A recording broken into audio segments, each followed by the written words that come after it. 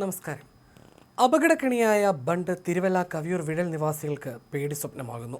കവിയൂർ പഞ്ചായത്ത് 11-ാം വാർഡിൽ ഉൾപ്പെടുന്ന പുഞ്ചയുടെ മധ്യത്തിലെ തുരുത്തിൽ താമസിക്കുന്ന 40 കുടുംബങ്ങളാണ് വഴിയില്ലാതെ അലയുന്നത്. കവിയൂർ പഞ്ചായത്തും തിരുവല്ല നഗരസഭാ അതിർത്തി പങ്കിടുന്ന പ്രദേശമാണിത്. പുഞ്ചയുടെ ഭാഗമായതിനാൽ നടവനുമായിരുന്നു ആദ്യ യാത്രാമാർഗം. കൃഷിക്ക് ആവശ്യമായ വെള്ളം എത്തിക്കുന്നതിനായി 1/4 നൂറ്റാണ്ട് മുമ്പ് ബണ്ട് നിർമ്മിച്ചതോടെ നടവഴിയും ഇല്ലാതായി. മേൽമുടിയില്ലാത്ത ബണ്ടിന്റെ ഇരുവശത്തുമുള്ള അരയടി മാത്രം വീതിയുള്ള കോൺക്രീറ്റ് ഭിത്തിയിലൂടെ വേണം പ്രദേശവാസികൾക്ക് നടന്നു പോകാൻ. കാലെന്ന് തെറ്റിയാൽ പാടത്തെ ചെളിക്കുഴിയിൽ വീഴും. ഗുരുതര രോഗബാധിതരെ കയ്യിലെടുത്തുകൊണ്ട് വേണം ആശുപത്രിയിലേക്ക് പോകാൻ. ഇവിടെ 10-25 വർഷം മേലായി റോഡ് വെട്ടിയിട്ടിട്ട്. അത് ആദ്യം നടുക്കൂടെ വെട്ടിയെങ്കിലും അപ്പുറത്ത് മുനിസിപ്പാലിറ്റിയായിട്ട് ബന്ധിപ്പിക്കുന്ന ഒരാൾക്ക് ഒരു പരാതി ഉണ്ടായിരുന്നു. ആ പരാതിയൊക്കെ പരിഹരിച്ചിട്ട് ഇപ്പോൾ 10-25 വർഷമായി. മാറി മാറി ഭരണം വരുന്നുണ്ട്. 5 വർഷം കൂടുമ്പോൾ ഇലക്ഷൻ നടക്കുന്നുണ്ട്, ഭരണസമിതി കയറുന്നുണ്ട്. പക്ഷേ ഇതിനൊരു മാറ്റമില്ല. ഒരു 10-20 വീട്ടുകാരുണ്ട് വെതൽ എന്ന് പറയുന്ന ഈ ഗ്രാമത്തിൽ താമസിക്കുന്നത്. പക്ഷേ ഇവർക്ക് ഒരു വഴി, ഒരു അസുഖം വന്നാൽ ഒരു ഹോസ്പിറ്റലിൽ കൊണ്ടുപോകാനോ യാതൊരു നിവൃത്തിയില്ലാത്തൊരവസ്ഥയാണ്. ഈ ഒരു കനാലാണ് ഞങ്ങളെ ആശ്രയിച്ച് ജീവിക്കുന്നത്. ഒരു ദ്വീപ് പോലൊരു പ്രദേശമാണ് കണ്ടത്തിൻ്റെ നടുക്ക്. ഈ ഒരു കനാൽ മാത്രമാണ് കൂട്ടിമുട്ടുന്നത്. പക്ഷേ ഈ റോഡ് വെട്ടിയിട്ട് ആ മുനിസിപ്പാലിറ്റിയായിട്ട് ബന്ധിപ്പിക്കുന്ന ഈ ഒരു കുറച്ച് പോർഷൻ മാത്രം ഇതുവരെ മുട്ടിയിട്ടില്ലെന്നുള്ളതാണ്. കാരണം പിന്നെ പടിഞ്ഞാറ്റിശ്ശേരി മണ്ണാകുന്നി പള്ളിയുടെ അവിടുന്ന് വെജലിലോട്ട് റോഡ് വന്നിട്ടുണ്ട്. പക്ഷേ അതും വെള്ളം കയറുന്ന സമയത്ത് ആ റോഡ് വെള്ളത്തിൽ മുങ്ങുന്നുണ്ട്. എന്നാലും നമുക്ക് അത്യാവശ്യ കാര്യങ്ങളൊക്കെ ഓടുന്നത് മനക്കിച്ചിറ വഴി ചുറ്റി നമ്മളൊരു തിരുവല്ലായി പോകണേ 6-7 കിലോമീറ്റർ എക്സ്ട്രാ ഓടിയാണ് പോകുന്നത്. അതേസമയം മുനിസിപ്പാലിറ്റിയായിട്ട് മുട്ടിയാലും നമുക്ക് ഒരുപാട് കിലോമീറ്റർ ലാഭം വരും. ഒരു 5 കിലോമീറ്റർ എങ്കിലും നമുക്ക് കുറവ് യാത്ര ചെയ്താൽ മതി. ഈ റോഡ് മുട്ടാത്ത എന്താണെന്ന് ഞങ്ങൾക്ക് അറിയത്തില്ല. ഓരോ ഭരണസമിതി കയറുമ്പോഴും ഈ വർഷം തരും, ഈ വർഷം തരും, അടുത്ത പ്രാവശ്യം ഇങ്ങനെ പറയുന്നുണ്ട്. ഫണ്ടുകൾ അനുവദിച്ച് ലക്ഷങ്ങളെ ലാപ്സായി പോയെന്ന് പറയുന്നുണ്ട്. എന്തുകൊണ്ട് ലാപ്സായെന്ന് അറിയത്തില്ല. ആരുടെ കുഴപ്പമാണെന്ന് അറിയത്തില്ല. ഞങ്ങളെ വിളിച്ചോണ്ട് പോയി 100 രൂപ 50 രൂപ വരെ പിരിവിട്ട് ഇവിടെ JCB കൊണ്ട് മണ്ണ് മാന്തി ഈ 2-3 കണ്ടം മാത്രം മാന്തി അങ്ങോട്ടും ഇങ്ങോട്ടും തോണ്ടി വെച്ചതല്ലാതെ മുന്നോട്ടുള്ള ഒരു തോണ്ടലോ യാതൊരു നടന്നു പോകാൻ പോലും വയ്യാത്ത പരുവത്തില ബാക്കി കിടക്കുന്നത്. കാരണം ഈ ഒരു പറമ്പിലോട്ട് മുട്ടിയിട്ടുണ്ട്, ബാക്കി അങ്ങോട്ട് കുഴിയായിട്ട് തന്നെ കിടക്കുക. അതെന്താ ആ കുഴിയുള്ള ഭാഗം ഇവർ JCB വിട്ട് മാന്താനും നടത്തില്ല. ഇവിടുന്ന് സ്ത്രീകളെയും പിന്നെ പുരുഷന്മാരെയൊക്കെ വിളിച്ചോണ്ട് പോയി വീട് വിടാന്തരം പൈസ പിരിക്കുകയോ ഒക്കെ ചെയ്തു. അത് അവർ പറയുന്നത് പേര് കൂട്ടാനാണ്. ഒരു റോഡ് വെട്ടുമ്പോൾ അത് പേരിൽ ആധാരം കൂട്ടെങ്കിൽ മാത്രമേ റോഡാകത്തുള്ളൂ എന്നും അറിയത്തില്ല. ഇതൊക്കെ ഞങ്ങൾ ആദ്യമായിട്ട് കേൾക്കുന്ന സംഭവം. ഈ വെജലി മാത്രം ഉള്ളൂന്നും അറിയത്തില്ല. പേര് കൂട്ടി ആധാരം ഉണ്ടാക്കാൻ വേണ്ടി പിരിവിട്ടതാണെന്നാണ് പറയുന്നത്. പക്ഷേ ഈ റോഡ് മുട്ടണമെങ്കിൽ എല്ലായിടത്തും റോഡ് വെട്ടുമ്പോൾ ഇങ്ങനെ പിരിവിട്ട് ആധാരം പേര് കൂട്ടിയിട്ടാണോ റോഡ് ഉണ്ടാക്കുന്നതെന്നും അറിയത്തില്ല. കൃഷിഭവന് പറഞ്ഞത് കൃഷി നടക്കുന്ന കണ്ടമാണ്. പക്ഷേ 10-30 വർഷമായിട്ട് ഇത് വെട്ടിയിട്ടടുത്ത് കൃഷി ഇറക്കിയത് ഈ വാർഡ് സമിതിയൊക്കെയാണ്. ഈ വാർഡിലെ മെമ്പർമാരുടെ ഒത്താശയോടുകൂടി തന്നെ ഈ റോഡിൽ കൃഷി ചെയ്തു. അന്ന് ഞങ്ങൾ എതിർത്തപ്പം പറഞ്ഞു നിങ്ങൾ അതിൻ്റെ നടുക്കൂടെ നടന്നോളാൻ പറഞ്ഞു. പക്ഷേ അത് കഴിഞ്ഞ് വന്ന ഭരണസമിതിയാണ് പിരിവിട്ട് ഇങ്ങനെ തോണ്ടി റോഡാക്കി വെച്ചു.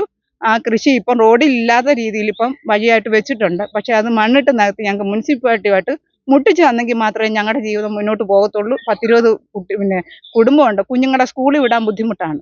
വെള്ളം വരുമ്പോൾ ഈ കനാലിൽ കൂടെ കുഞ്ഞുങ്ങളെ എടുത്ത് ഒരു കുടയും പിടിച്ച് ഈ പാലത്തിൽ കൂടെ പോകാൻ ഞങ്ങൾക്ക് ഭയങ്കര ബുദ്ധിമുട്ടാണ്. അത് ഒരുപാട് രോഗികളെ ആശുപത്രി കൊണ്ടുപോകണേ 2 വണ്ടലും കൂടെ പിടിച്ചോണ്ട് പോകാൻ ബുദ്ധിമുട്ടാണ്. അതുകൊണ്ട് ഇവരുടെ ഭർത്താവ് അറ്റാക്ക് വന്ന് എങ്ങനെ കൊണ്ടുപോകും? ഹൃദയാഘാതമുണ്ടായ ഒരാളെ സമയത്ത് ആശുപത്രിയിൽ എത്തിക്കാൻ കഴിയാതെ മരിച്ച സംഭവം ഇവിടെ ഉണ്ടായിട്ടുണ്ട്. ബണ്ട് കടന്നു പോകുന്ന ഭാഗം കാലങ്ങളായി കൃഷിയില്ലാതെ ഉപയോഗശൂന്യമായി കിടക്കുകയാണ്. വെള്ളപ്പൊക്ക സമയത്ത് ആരെങ്കിലും വള്ളം കൊണ്ടുവന്നാൽ പ്രദേശവാസികൾക്ക് പുറംലോകത്തെത്താൻ കഴിയും. കുട്ടികളെ തനിയെ സ്കൂളിലേക്ക് അയക്കാൻ രക്ഷിതാക്കൾക്ക് ഭയമാണ്. അതിനാൽ കൊണ്ടുവിടാനും വിളിച്ചുകൊണ്ടുവരാനും രക്ഷിതാക്കൾ പോകേണ്ട അവസ്ഥയാണ്.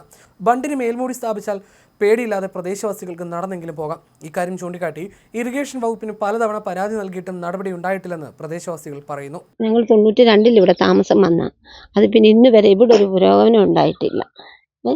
എൻ്റെ പുള്ളി ആ ഭർത്താവിനും അറ്റാക്ക് നെഞ്ചിനകത്ത് വന്ന് നടന്ന് നമ്മുടെ മുനിസിപ്പാലിറ്റി പകുതി എല്ലുന്നതിന് മുമ്പേ ആള് തീർന്നു. കാരണം ഈ വണ്ടേ കൂടെ ഉള്ള നടപ്പ് ഭയങ്കര ബുദ്ധിമുട്ടുണ്ട്. ഞങ്ങൾക്ക് ഇതിൽ സ്ലാബ് ഇട്ട് തരണം. റോഡ് വന്നോട്ടെ, ഞങ്ങൾക്ക് റോഡ് വരുന്നതിന് വിരോധമൊന്നുമില്ല. റോഡ് ഞങ്ങളുമായിട്ട് ഒരു കണക്ഷനും വരുന്നില്ല ഞങ്ങൾക്ക്. കാരണം ഇങ്ങ് വരണ്ടേ ഞങ്ങൾക്ക് ഇതിൽ സ്ലാബ് ഇട്ട് തരണം. തന്നാലേ പറ്റത്തുള്ളൂ. കുഞ്ഞുങ്ങളെല്ലാവരും ഇതിലേ ആ വെള്ളം പൊങ്ങുമ്പം കയറി പോകുന്നത്. പക്ഷെ ഭയങ്കര ബുദ്ധിമുട്ടാണ് കുഞ്ഞുങ്ങളെയും കൊണ്ടൊക്കെ സ്കൂളിൽ പോകുന്നതും വരുന്നതും. പണ്ടെൻ്റെ മോള് കൈ ഒരു വയ്യാതിരിക്കുക, അവളെ ഇനി ഇതിലെ എങ്ങനെ കൊണ്ടുപോകുമെന്ന് ഞങ്ങൾക്കറിയത്തില്ല. രാത്രിയിലൊക്കെ വന്നാൽ എന്തോ പാമ്പ് ശല്യങ്ങളൊക്കെയാണെന്നറിയാം. ഭയങ്കര ബുദ്ധിമുട്ടുണ്ട് ഞങ്ങൾക്ക്. അതുകൊണ്ട് ഞങ്ങൾക്ക് ഇത് ചെയ്ത് തന്നേ പറ്റത്തുള്ളൂ. ഞങ്ങളിവിടെ താമസമായിട്ട് 18 വർഷത്തോളമായി. പക്ഷേ ഈ 18 വർഷത്തോളം ഈ റോഡ് ഇങ്ങനെ തന്നെ കിടക്കുന്നത്. പിന്നെ ഒരസുഖം വന്നാലോ, എൻ്റെ ഭർത്താവ് ഒരു രോഗിയാണ്. ഞങ്ങളിപ്പോൾ ഒരു വെള്ളം കയറി കഴിഞ്ഞാൽ ഞങ്ങൾ കൊണ്ടുപോകാൻ തന്നെ ഞങ്ങൾക്ക് ബുദ്ധിമുട്ടാണ്. ഇനിയിപ്പോൾ അടുത്ത മാസം മുതൽ ഇവിടെ ഫുൾ വെള്ളമാണ്. പക്ഷേ ഈ വെള്ളം ഉള്ളപ്പോഴേ നിങ്ങൾ ഇങ്ങോട്ട് വരാവൂ. കാരണം അന്നേരം മാത്രമേ ഞങ്ങളുടെ അവസ്ഥ ഇവിടെ നിങ്ങൾക്ക് എല്ലാവർക്കും മനസ്സിലാവത്തുള്ളൂ. പിന്നെ മുനിസിപ്പാലിറ്റിയിൽ ഒരു പാലമുണ്ട്. ആ പാലം ഈ റോഡുമായിട്ട് ബന്ധിപ്പിച്ചെങ്കിൽ മാത്രമേ ഞങ്ങൾക്ക് റോഡ് വരത്തുള്ളൂ. അത് മാത്തുറ്റി തോമസ് ഇരിക്കുന്ന സമയത്ത് മാത്തുറ്റി തോമസിന്റെ ഫണ്ടിൽ നിന്ന് 5 ലക്ഷം രൂപ കൊടുത്ത് മണ്ണ് പരിശോധന നടത്തി. പക്ഷെ അന്ന് മുതൽ ഇന്ന് വരെ യാതൊരു പ്രയോജനവും ഇല്ല. ഞങ്ങൾ അവിടെ കൊണ്ടുവന്ന് വാഴ വെച്ചു, പിന്നെ റീത്ത് വെച്ചു, എന്നിട്ട് പോലും ഒരു പ്രതികരണവും ഇല്ല. ആ പാലത്തേക്കടെ ഒരു വണ്ടി കയറി കഴിഞ്ഞാൽ ആ പാലം ഇടിഞ്ഞ് താഴെ വീഴും. അതാണ് ഇവിടുത്തെ അവസ്ഥ. ആ പാലം റെഡിയാക്കി ഇങ്ങനെ വന്നെങ്കിൽ മാത്രമേ ഞങ്ങൾക്ക് റോഡ് റെഡിയാവത്തുള്ളൂ. അത് എത്രയും വേഗം നിങ്ങൾ എല്ലാവരും കൂടെ കൂടി ഞങ്ങൾക്ക് അതൊന്ന് ചെയ്തു തരണം. ഇവിടുത്തെ അവസ്ഥകളെല്ലാം വന്ന് കണ്ടല്ലോ. കവിയൂർ പുഞ്ചയുടെ ഇരുകരകളെയും ബന്ധിപ്പിക്കുന്ന വഴി ഉണ്ടാക്കാൻ കഴിഞ്ഞ പഞ്ചായത്ത് ഭരണസമിതി നീക്കങ്ങൾ നടത്തിയതാണ്. പുഞ്ചയുടെ ഭാഗത്തെ ഏകദേശം 150 മീറ്റർ ദൂരം മണ്ണിട്ട് ഉയർത്തിയാൽ ഇതിന് കഴിയും. ഇരുകരകളിലും വന്ന് നിൽക്കുന്ന റോഡുകളെ അങ്ങനെ ബന്ധിപ്പിക്കാനും കഴിയും. ഇത്തരത്തിൽ റോഡ് നിർമ്മിക്കാൻ നടപടികൾ ആരംഭിച്ചിട്ടും കൃഷി വകുപ്പ് തടസ്സവാദത്തിൽ ഉറച്ചു നിൽക്കുന്നതായി നാട്ടുകാർ പറയുന്നു. റോഡ് നിർമ്മാണത്തിനായി 27 ലക്ഷം രൂപ അനുവദിച്ചിരുന്നു. ഇതിന്റെ ഭാഗമായി റോഡിനാവശ്യമായ ഭൂമി പാടശേഖര ഉടമസ്ഥർ നൽകുകയും ചെയ്തു. എന്നാൽ കൃഷി വകുപ്പിന്റെ ഭാഗത്തു നിന്ന് തടസ്സവാദങ്ങൾ ഉന്നയിച്ചതോടെ പദ്ധതി അനിശ്ചിതത്വത്തിലാവുകയും അനുവദിച്ച തുക ലാപ്സായി പോവുകയും ചെയ്തു. റോഡ് നിർമ്മിച്ചാൽ കറ്റോടി തോടിന് പുറകെ വരുന്ന പാലത്തിലൂടെ അതിവേഗം കവിയൂരിൽ നിന്ന് തിരുവല്ല തിരിച്ചും എത്താം. മണ്ണ് പരിശോധന അടക്കം കഴിഞ്ഞതാണ്. എന്നാൽ തുടർ നടപടി ഉണ്ടായില്ല.